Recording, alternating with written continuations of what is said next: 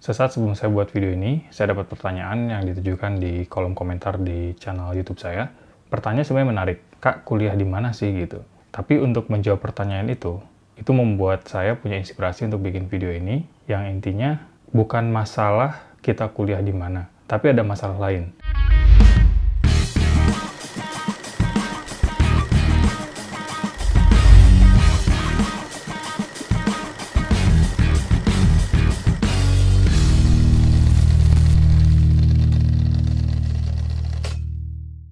Assalamualaikum warahmatullahi wabarakatuh. Halo Sobat Ngulik, jumpa lagi dengan saya Indra dari indragunawan.com. Alasan saya pengen bawa topik ini karena kita seakan-akan suka terjebak terhadap satu konsep pemikiran. Seperti halnya, oh dia pintar karena dia kuliah di Universitas A gitu. Padahal menurut saya, yang jauh lebih penting daripada kita kuliah di mana itu justru orangnya. Sebagai contoh yang begini, kalau memang kampus A itu adalah kampus yang terbaik, apakah semua lulusannya baik? Paling tidak hanya berapa persennya yang baik kan? Nah, apa yang membedakan sama-sama kita kuliah di sana, sama-sama menimba ilmu di sana, tapi ada orang yang lebih sukses, ada orang yang tidak gitu. Nah, begitu juga di dunia kerja. Di dunia kerja itu kalau misalkan semua engineer sama, berarti kita bisa hire siapa aja dong. Kalau saya ngasih pekerjaan ke engineer A, hasilnya akan sama dengan engineer yang lain. Nah, tapi kan kenyataan tidak seperti itu gitu. Ada yang lebih penting daripada kita belajar apa atau kita kuliah di mana, yaitu individunya sendiri gitu. Kalau di dalam dunia kerja seperti ini, kita memberikan satu pekerjaan yang sama kepada beberapa orang, pasti outputnya beda. Atau yang lebih simpelnya, misalkan kita ada satu event fotografi, ada mengundang satu model yang sama, kemudian kita punya beberapa fotografer, tapi kan hasil dari setiap fotografernya itu kan beda gitu. Inputnya sama, environment sama, tapi kok outputnya bisa beda. Nah, itu yang kita bahas dalam video kali ini. Saya ingat satu kejadian di tahun 2015, waktu itu saya dengan istri saya lagi merayakan ulang tahun pernikahan ke-10, dan kita lagi jalan-jalan ke Jepang. Dan selama saya di sana itu, saya dengan istri sebenarnya kan banyak posting-posting foto di sosial media kita kan. Saya juga kaget gitu ya, karena teman kecil saya kebetulan lagi ada di Jepang juga, jadi kita janjian untuk ketemu di satu daerah di Tokyo, namanya di Odaiba. Saya juga kepikiran satu hal yang menarik waktu saya ketemu dengan orang ini gitu, karena orang ini tuh sekarang sudah jadi sukses banget lah gitu. Dan dia jadi motivator, dia banyak menjadi pembicara-pembicara di seminar. Baru-baru ini dia merilis buku. Nah, bukunya itu adalah judulnya Dear Parents, Gamers Juga Bisa Sukses. Jurus jitu menggunakan strategi game untuk meraih sukses di dunia nyata. Jadi saya dari situ kepikiran bahwa diri kita sekarang ini adalah perbaikan-perbaikan dari versi-versi kita terdahulu gitu kan. Di dalam pekerjaan saya juga langsung kepikiran dengan adanya teman saya menulis buku itu, iya ya mungkin ada benernya juga gitu. Ada satu pengalaman saya dengan dia di masa kecil yang sebetulnya membantu kita dalam mencapai kesuksesan di karir kita gitu. Kalau misalnya penasaran dengan apa itu, saya akan membawakan ini seperti misalkan kita bahas satu topik atau satu tema yang sebetulnya tema ini adalah satu sifat atau karakteristik yang harus dimiliki oleh software engineer kalau mau ingin sukses di dalam kerjaannya gitu ya. Baik, tema pertama adalah curiosity. Curiosity itu penasaran, rasa penasaran atau rasa ingin tahu. Nah, saya kalau mengaitkan tema ini terhadap kejadian masa kecil saya, waktu saya kecil tuh saya penasaran banget untuk mengetahui bagaimana cara kerja mainan saya gitu. Saya punya mobil-mobilan, saya punya pistol-pistolan yang bunyi gitu ya. Ini ada apa sih isinya? Kok bisa bunyi kayak gini? Ternyata ada speakernya, terus ada IC-nya. Itu saya bongkar kalau saya beli mainan dulu zaman waktu saya kecil ya. Itu saya ingat masa STK atau masa SD saya udah pegang-pegang obeng bongkar mainan saya karena saya pengen tahu gitu apa isinya. Sebagai tema kedua, itu sebetulnya masalah adventurous atau keinginan untuk mencoba hal-hal baru kan. Dan itu juga penting di pekerjaan sebagai software engineer karena teknologi berkembang cepat. Kalau kita tidak cepat beradaptasi, tidak mencoba hal-hal baru, bagaimana cara kita update gitu. Dan kalau kita kaitkan dengan pengalaman masa kecil saya, adventurous itu kita explore ya, pengen nyoba hal-hal baru atau mungkin juga dulu kita menantang diri kita sendiri gitu, membuat diri kita tidak nyaman misalkan. Contohnya, kalau misalnya waktu SD ikut aktivitas camping, itu kan keluar dari zona nyaman kita ya. Kita enak-enak bisa tidur di rumah gitu, tapi kita ikut teman-teman camping, ngerasain hidup susah di alam tuh gimana, tidur juga nggak di kasur gitu ya. Nah, pengalaman-pengalaman masa kecil itu sebenarnya saya membantu, jadi ketika kita menemukan sesuatu yang sulit, itu mah biasa karena kita sudah pernah merasakan hal yang lebih sulit masa lalu gitu. Masuk ke tema berikutnya, persistent and perseverance gitu. Jadi kalau misalkan kita lagi mengerjakan sesuatu di dalam kerjaan, itu harus betul-betul sampai tuntas gitu ya. Harus betul-betul terus dilakukan sampai tuntas. Kalau kita menemukan kendala, kita akan cari tahu dulu jalan keluarnya bagaimana. Kemudian berusaha untuk mencari jalannya sendiri dulu sebelum merepotkan atau nanya ke orang lain gitu. Nah, itu salah satu mental yang harus dimiliki di pekerjaan sebagai software engineer. Nah, cerita tentang saya ketemu dengan teman saya di Jepang di tahun 2015 itu, nah itu sebetulnya mengaitkan saya ke topik berikutnya, yaitu masa SMP saya ketika saya menjadi gamers gitu. Di situ saya ketemu dengan teman saya ini, kita sama-sama tinggal dengan nenek kakek kita di Sukabumi gitu. Dan kita ketemu di taman bacaan, karena zaman dulu kalau misalkan ya kita nggak punya uang untuk langganan komik, kan kita langganan di taman bacaan gitu ya. Jadi kita ketemu di taman bacaan, akhirnya deket, terus saya sering main ke rumahnya gitu. Dan teman saya ini sebetulnya, dia di rumahnya tuh punya komputer yang paling canggih mungkin di Sukabumi, dan internetnya pun punya unlimited gitu. Jadi saya sering main ke sana karena saya juga pengen main internet, browsing, dan juga download gitu zaman itu ya. Terus saya juga, dan yang saya ingat dari teman saya ini, namanya Rio, dia itu gila game lah. Pokoknya di semua game konsol yang ada pada saat itu dia udah punya gitu. Mau itu Sega Genesis, mau itu Super Nintendo, mau itu Sega Saturn, mau itu PlayStation, dia punya gitu. Saya main ke rumahnya tiap hari tuh, kalau nggak main internet, main game, atau ya cuman hangout aja gitu. Kalau misalkan dulu saya mikir tentang Rio ini ya, saya pikir ini anak gimana sih gitu kan. Karena kontroversi betul dengan nasihat-nasihat orang tua gitu ya.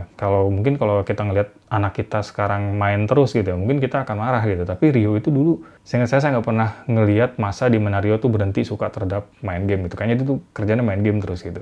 Kalau misalnya saya kaitkan dengan profesi saya sekarang, mungkin tema yang berkaitan dengan kenapa kegemaran terhadap main game itu sangat membantu dengan karir saya sebagai software engineer, itu yang pertama adalah karena game-game tertentu itu justru melatih pertama decision making. Bagaimana kita membuat keputusan dengan cepat. Karena kalau misalnya kita salah ngambil keputusan, mati kan, game over gitu. Kemudian yang kedua juga strategic thinking gitu. Kadang-kadang game yang tepat, mungkin kalau tradisionally zaman dulu orang main catur gitu ya. Nah, catur itu kan melatih strategic thinking, gimana kita memikirkan beberapa langkah ke depan. Jadi jangan langsung terjun mengeksekusi gitu ya. Tapi kita betul-betul pikirkan dulu langkahnya, kalau saya kesini gimana, kalau saya kesana gimana.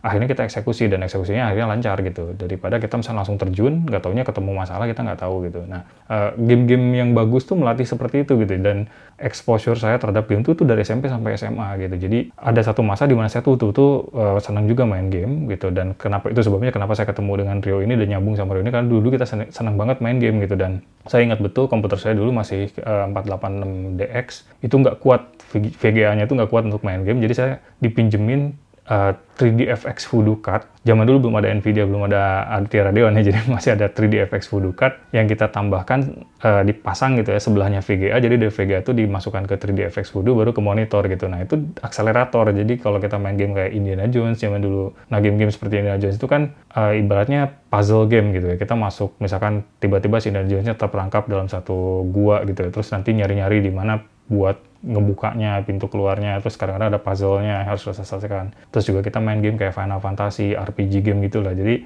game-game seperti itu kan banyak teka-teki di dalam satu levelnya itu gitu. Ini juga akan mengaitkan saya ke topik berikut, yaitu instant gratification. Ini antara positif dan negatif gitu ya, karena kita sekarang hidup di zaman milenial, di mana orang-orang sudah terekspos dengan internet dan sosial media. Kenapa kita posting sesuatu ke Facebook, atau kenapa kita posting sesuatu ke Instagram, itu kan kalau dapat like itu kita betul-betul ngerasa senang atau puas ya. Nah, itu instant gratification, dan orang-orang kita sekarang tuh sudah terbiasa dengan hal yang kayak gitu. Yang jadi kendala seperti ini dalam pekerjaan, kadang-kadang kita tahu bahwa ada cara mudah untuk mendapatkan sesuatu, tapi kita jadi kehilangan satu hal yang lain yang sebenarnya lebih penting. Misalkan di forum-forum IT atau di forum stack teknologi tertentu, saya sering banget saya ikut join di komunitas Flutter Indonesia misalkan. Ada orang yang nanya, ini kenapa ya masalahnya ya gitu. Itu masalahnya misalkan dia baru install framework Flutter-nya, terus tahu-tahu ketemu masalah, padahal kan basic banget.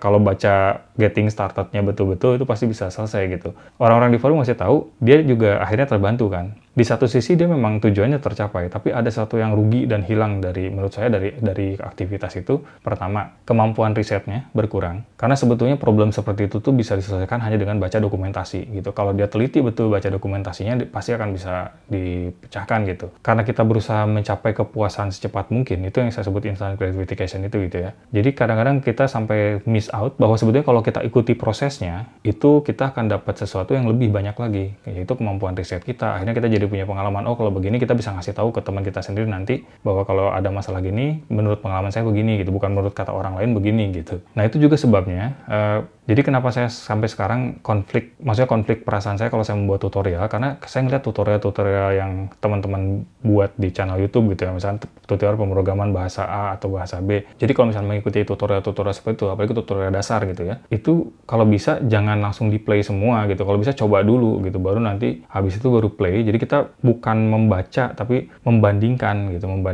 oh cara saya begini, ternyata di tutorialnya begini, berarti kelebihan punya saya apa, kelebihan punya dia apa. Jadi kalau misalnya kita masuk ke perusahaan dan kita punya pengalaman-pengalaman itu tadi gitu. Jadi kalau misalkan ada yang nggak sreg dengan kita, walaupun itu misalkan tim lead kita bisa berargumentasi gitu. Berargumentasinya bukan berarti konflik ya, tapi misalnya berargumentasi, menurut saya caranya lebih bagus begini deh, karena saya dulu pernah nyoba begini, atau saya pernah menemukan orang yang membahas di internet misalkan, itu lebih bagus begini. Nah, itu salah satu tema berikutnya yang mau saya kasih, yaitu challenging status quo gitu. Nah, challenging status quo tuh kalau misalkan kita bekerja di satu lingkungan atau di perusahaan yang kita merasa bahwa kita paling pintar gitu, atau kita paling bisa, yang lain nggak ada yang bisa lagi lebih kita, berarti kita berada di lingkungan yang salah gitu. Nah, waktu saya masuk ke perusahaan saya yang sekarang ini, saya ngerasa bahwa saya nggak seperti itu gitu. Saya nggak ngerasa bahwa saya paling pintar di situ, karena banyak banget orang-orang yang lebih pintar dan lebih jago gitu. Nah, di situasi kayak gitu juga itu jangan membuat kita minder gitu. Kalau misalnya kita punya pengalaman dan ada satu orang yang betul-betul pintar gitu di tim saya, dan kalau misalkan ngomong sama engineer yang lain sih, apapun yang dia bilang itu nggak ada yang berani nantang gitu, karena dia paling jago di perusahaan itu gitu. Tapi kalau misalkan kita punya prinsip, enggak, kayaknya saya baca di dokumentasinya misalkan, ini saya baca nih di dokumentasinya, terus baca juga di forum bahwa ini tuh seperti ini, saya kasih semua referensinya ke dia. Nah, itu yang namanya challenging status quo. Jadi kadang-kadang gitu, walaupun misalkan tech lead kita tuh jago betul gitu, atau misalkan manajer kita tuh jago, kadang-kadang mereka membuat kesalahan juga, atau kadang-kadang mereka miss juga sesuatu. Nah, disitulah perlu ada orang yang bisa challenging status quo itu gitu, walaupun posisi kita misalkan nggak lebih tinggi daripada dia, tapi paling tidak kita punya pengalaman dalam praktek sendiri gitu. Kadang-kadang juga kalau misalkan projectnya betul-betul baru gitu, atau challenge-nya betul-betul baru, dia juga belum pernah ngalamin gitu. Nah, itu pentingnya kenapa proses riset ini nggak boleh hilang daripada kita gitu. Kalau misalkan nginstal IDE atau nginstal framework aja masih masalah, gimana nanti kerjaan sebenarnya? Karena kerjaan sebenarnya jauh lebih susah gitu. Jadi kalau misalnya kita belajar satu bahasa pemrograman, pas baru install IDE atau konfigurasi framework, usahakan dulu bisa sendiri. Kalau misalnya mentok, pasti ada jalan, karena nggak mungkin gitu. Itu framework dibuat sudah simple mungkin untuk developer zaman sekarang untuk pakai gitu. Jadi dokumentasinya udah lengkap segala macam. Kalau kita baca dokumentasinya, ikutin betul-betul, pasti bisa. Kalau misalnya kita menanyakan pertanyaan dasar kepada orang-orang di forum, rata-rata orang-orang juga udah males karena itu tidak membuat mereka belajar gitu. Kadang-kadang orang yang lebih pengalaman juga maksudnya masuk ke grup-grup seperti itu kan untuk mendapatkan ilmu juga, karena bukan hanya satu arah gitu. Ilmu belajar itu harus dua arah gitu. Jadi kalau misalnya kita baru bertanya pertanyaan dasar di dalam grup, misalkan grup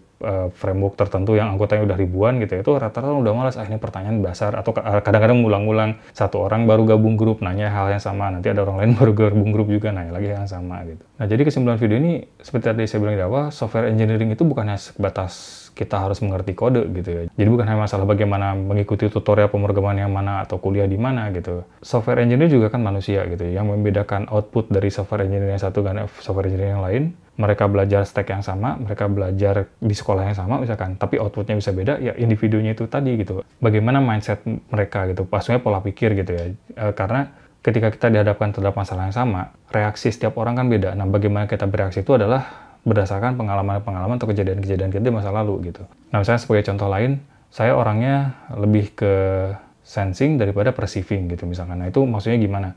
Ada software engineer yang dia segala sesuatunya harus ada datanya gitu. Mana datanya? Kalau datanya nggak lengkap, dia nggak bisa ngambil keputusan gitu. Tapi kalau buat saya nggak perlu data selengkap itu. Saya cuma perlu sedikit informasi. Dari situ saya gunakan judgement saya gitu untuk memutuskan selanjutnya gimana gitu. Karena kalau dikaitkan dengan pengalaman saya waktu kecil itu, saya main game banyak ngambil keputusan yang tidak didasari dengan data, misalnya apalagi main game balap gitu ya, mau kiri, mau kanan, atau mau gimana, itu kan refleks saja gitu. Jadi saya pernah bicara dengan salah satu CEO perusahaan, terus dia bilang gini, dia tanya gitu, menurut kamu saya CEO yang baik atau enggak gitu? Saya bilang iya gitu. Tapi menurut saya masih kurang dibandingkan dengan CEO-CEO lain di grup company itu gitu. Kenapa? Karena sekarang saya masih mengambil keputusan berdasarkan data, dan itu pun saya perlu banyak data dulu untuk mendukung keputusan saya gitu. Tapi CEO yang sudah di level lain gitu, CEO, maksudnya di grup itu ada banyak CEO senior gitu ya. Nah, dia cerita gini, kadang-kadang saya nggak ngerti gitu gimana orang itu membuat keputusan tanpa didasari data dan keputusan itu tepat gitu. Nah, ketika kamu mencapai seperti itu kan udah enak banget gitu, udah canggih banget gitu ya. Nah, kalau misalkan saya dulu pernah diceritain juga, kita ini kan ada 3 tingkatan gitu. Pertama itu adalah intelektual, kedua itu manajerial, ketiga itu spiritual. Nah, sepintar apapun kita di dalam bidang kita sekarang gitu. Nah, misalkan kalau saya sebagai software engineer sekarang, saya jago apapun saya saya sekarang itu baru di tahap level intelektual. Berikutnya, saya harus mengasah level manajerial saya gitu. Manajerial itu mungkin lebih luas skopnya, bukan hanya diri kita sendiri, tapi kita juga memikirkan orang lain, lingkungan sekitar kita, bagaimana dampaknya atau impact-nya. Dan yang lain itu spiritual gitu. Kalau misalnya sudah di level itu, dulu sih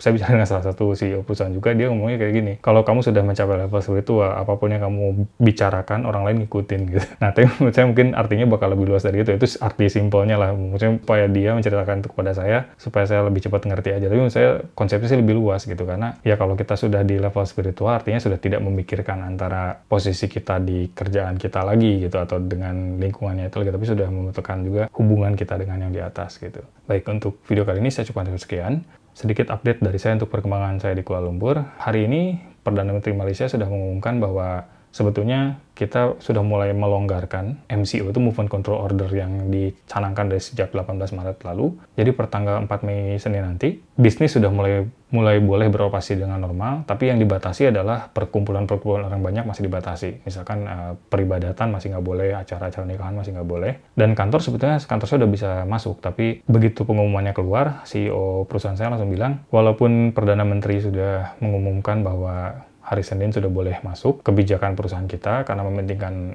wellness-nya karyawan, kita akan lanjut work from home untuk 2 minggu lagi sampai dengan tanggal 12 mungkin ya. Dan sambil memantau perkembangan situasi sekarang gitu, karena memang walaupun jumlah kasus yang tertular atau COVID-19 ini sudah makin menurun, tapi kan nggak tahu ya gimana perkembangannya. Sekarang sih jumlah kasus hariannya sudah mulai 2 digit gitu, nggak sampai 3 digit ratusan lagi gitu. Sekarang puluhan, kadang-kadang 30-50 gitu. Hari ini mungkin agak tinggi dibanding hari sebelumnya. Trennya sih udah lebih turun, dan biasanya kasus yang sembuh lebih banyak daripada kasus baru. Nah, seperti biasa kalau misalnya ada yang mau ditanyakan, silahkan tulis di kolom komentar, atau boleh juga direct message ke Instagram saya di indragunawan.com. Dan kalau misalnya penasaran dengan buku teman saya yang dibahas tadi, yang tentang Dear Parents gitu, gamers juga bisa sukses, itu mulai bulan ini kayaknya udah mulai bisa dibeli di toko-toko Gramedia terdekat. Dan saya ucapkan terima kasih untuk Bang Rio karena sudah mengizinkan saya untuk membahas buku itu dan masa kecil kita di Sukabumi dulu. Sampai ketemu lagi di video berikutnya. Ciao. I don't have to party to have fun, you see.